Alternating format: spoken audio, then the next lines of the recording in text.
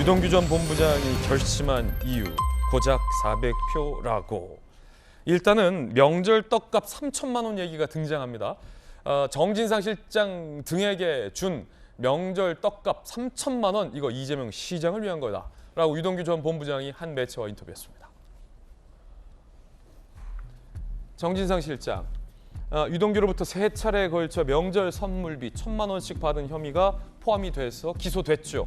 이재명 대표의 최측근인 정진상 실장도 기소되면서 사법 리스크가 본격화됐다라는 이야기가 당 내에서도 나오고 있는 상황입니다. 그런데 어제 유동규 전 본부장이 인터뷰했어요. 이재명 위해 내가 할 수 있는 부분이라고 생각한 건 다 했다. 이재명이 하기 어려운 것들, 남들이 못 챙긴 것들 내가 다 챙겼다라고 주장했습니다. 그러면서 이 명절 떡값 3천만 원도 이재명 대표를 위한 것이다라고 이야기를 했습니다. 명절 떡값 3천만 원. 그뿐만이 아닙니다. 유동규 전 본부장은 이미 지난 10월에 형제라고 불렸던 사람들이 어떻게 이렇게 됐냐, 진면목을 봤다, 비정하다라고 현타를 표현하기도 했었습니다. 들어보시죠. 검찰 조사 태도 좀 바꾸신 이유가 뭔지가 궁금한데요. 네, 제가 좀 배신감일 수도 있는데 제가 좀 착각했다 하는 생각이 많이 들었습니다. 여기는 참 비정하달까? 형제들이라고 불렸던 이제 그런 사람들의 어떤 생각이나 내용들이 원래 이제 좀 어려울 때 진면목을 본다고 하잖아요. 제가 생각했던 것들은 상당히 다르구나 라는 거를 좀 느끼게 됐습니다. 그냥 모든 거 다 털어놓고 제가 믿는 그대로 나도 벌을 받을 거예요. 다른 분들이 벌 받을 것들은 다른 분들이 벌 받아야 될 거고, 증거를 다 지웠다고 생각하는지 모르겠는데 그래서 흔적 같은 거 다 지워지는 게 아니니까. 물론 이재명 대표 측은 명절 선물 떡값을 받은 자체가 없다라며 부인을 하고 있는 입장입니다. 그런데 오늘 주제에서도 등장하듯이 유동규 전 본부장이 굉장히 구체적인 에피소드 하나를 털어놨습니다. 성남시장, 성남 재선 당시의 일화인데 대장동 원주민들을 지칭해 이재명 시장이 고작 400표라고 폄훼했다는 겁니다. 2014년 이재명 성남시장 재선 당시 대장동 주민들, 원주민이 이익 더 많이 얻을 수 있는 환지 개발 방식을 원했지만 추진하지 않았다. 유동규 전 본부장은 주민들, 이재명 시장을 수건을 해결해줄 적임자로 생각해 몰표 준 거다. 주민들에게 너무 해가 되니 이 환지 방식도 고려해봐야 된다고 얘기했더니 이재명 시장이 당시 고작 400표다라고 얘기했다라고 인터뷰를 했습니다. 고작 400표. 기자 출신의 김수경 교수님, 고작 400표. 물론 이게 유동규 전 본부장의 주장이고 인터뷰 내용이고, 그때 당시 만약에 이게 사실이라면 이재명 시장하고 유동규 본부장하고 두 사람 간의 대화였기 때문에 평소에 이제 원주민들을 어떻게 이 시장이 생각했는지는 단정할 수는 없습니다만, 여기에서 등장하는 표현이 고작 400표. 400명도 아니고 고작 400표. 자, 이거 어떤 의미라고 보십니까? 김성 교수님께서 보시기엔. 그러니까 유동규 씨의 저 진술이 만약에 사실이라면 그냥 사람이 표로 보이는 거죠. 걸어다니는 표 하나 지나가네, 표 2개 지나가네, 이런 식으로 보인다는 거죠. 그러니까 원래 유동규 씨도 이재명 시장과 함께 이 대장동 사업을 크게 벌여가지고 돈을 많이 남기는 것에 뜻을 같이 했던 사람조차도 이 사업 방식은 원주민들에게는 너무한 거 아니냐, 거의 뺐다시피 하는 건데 헐값에, 이것보다는 환지 개발 방식, 그러니까 도로 같은 걸로 땅이 수용되더라도 그 옆에 땅을 대신 줌으로써 좀 손해를 보전해주는 방식이거든요. 또 원주민들 좀 생각해서 좀 덜 남기더라도 환지 개발 방식이 어떻겠냐고 스스로 제안을 했는데 고작 400표다. 그러니까 정치 공학적으로는 영리할 수 있죠. 이 400표 희생하고서라도 이 사업을 크게 벌여가지고 그 돈으로 공단을 공원으로 바꾼 다음에 사람들에게 막 자기 치적을 홍보하면 몇천 표, 몇만 표가 더 들어올 텐데 400표 정도 버리는 게 어떠냐라고 이제 얘기를 한 거죠.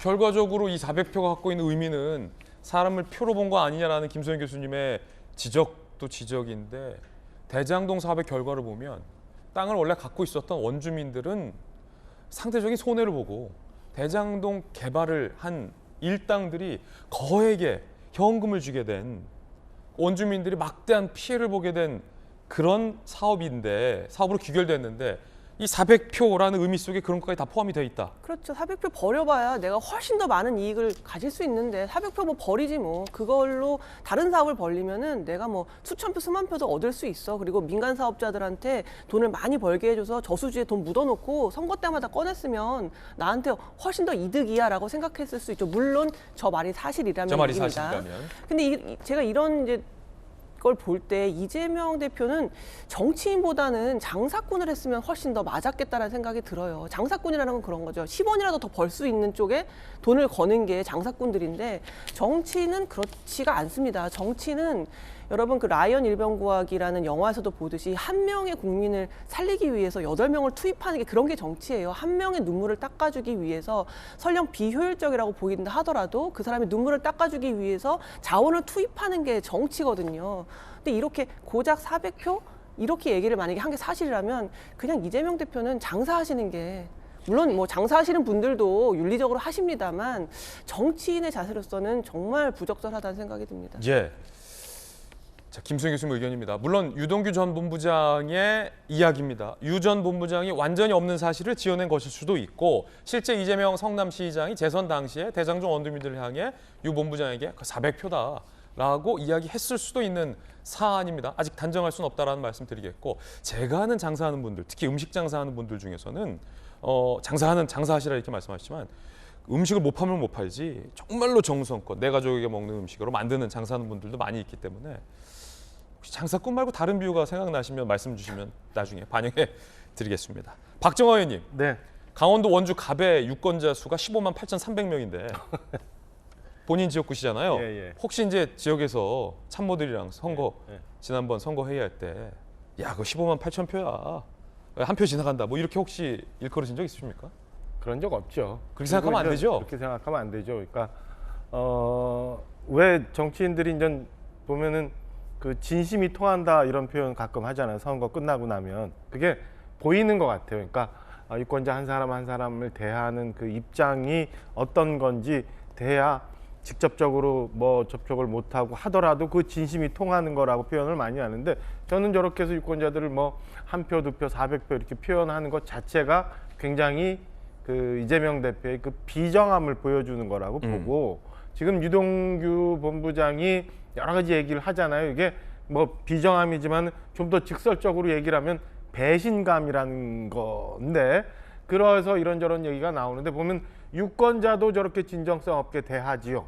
유동규 본부장도 사실은 정진상, 김용 등과 함께 자기는 뭐 최소한 넘버 3 예. 내지는 정말 이재명 대표를 위해서 평생 이재명 대표의 정치적 목적을 위해서 평생 같이 일할 그 아주 핵심적인 동지라고 생각했는데 막 버림받아요. 뭐 예. 애초부터. 그러니까 이런 데서 지금 유동규 씨가 이재명 대표의 본심 내지는 그 본질을 보기 시작하면서 저런 얘기들을 하고 있는 것 아닌가라는 생각입니다. 그래서 유동규 본부장을 대했던 그 마음들이 결국에는 예. 성남시장 선거할 때도 유권자들을 저런 식으로 계산을 했던 거고 400표다. 그다음에 지금 뭐 이재명 대표를 많이 지지하면서 소위 우리가 개딸이라고 얘기하는 그 많은 적극 지지자들도 어쩌면 저는 이재명 대표 또 똑같이 이거 한 표, 두 표, 개딸 1, 2, 3 하고 있는지 모른다라는 생각이 좀 섬뜩하기도 하고 같은 뭐 같은 레벨의 정치는 아닙니다만 그래도 정치를 하고 유권자로부터 표를 먹는 사람으로서 좀 참담하고 서운하고 좀 저러면 안 되지라는 생각이 들 정도입니다. 예. 자, 전용기 의원님 어떻게 보십니까? 유동규 전 본부장이 없는 얘기를 지어냈다고 보십니까? 아니면 이 시장이 진짜 대장동 원주민들에게 400표다 고작 이렇게 말했다고 보십니까?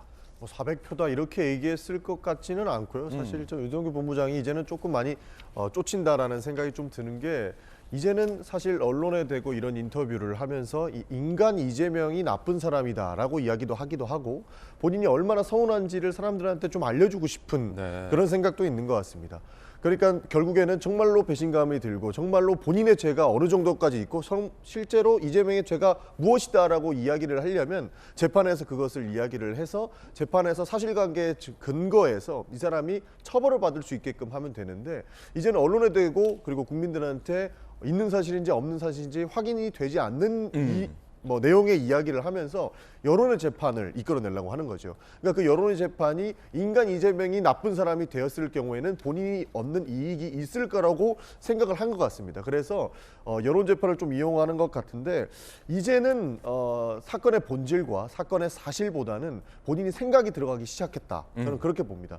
본인이 생각이 들어가기 시작하면서 이 사건에 대한 본질에 보다는 신빙성이 굉장히 떨어지는 일들이 계속적으로 나올 것이고 이것이 그냥 여과 없이 언론을 통해서 국민들께 사실관계가 파악되지 않은 채 지속적으로 나갈 가능성이 좀 더 높아졌다 이렇게 봐서 사실 재판에는 본인한테 더 유리하지 않을 수도 있다 이런 생각도 듭니다. 그래서 유동규 본부장이 저는 조금 더 사실에 근거한 내용들을 팩트만 이야기를 했으면 좋겠다 이런 말씀 드리고 싶습니다. 고작 400표 발언, 저 사실 아닐 것이다. 란 전용기 의원의 의견도 들어봤습니다.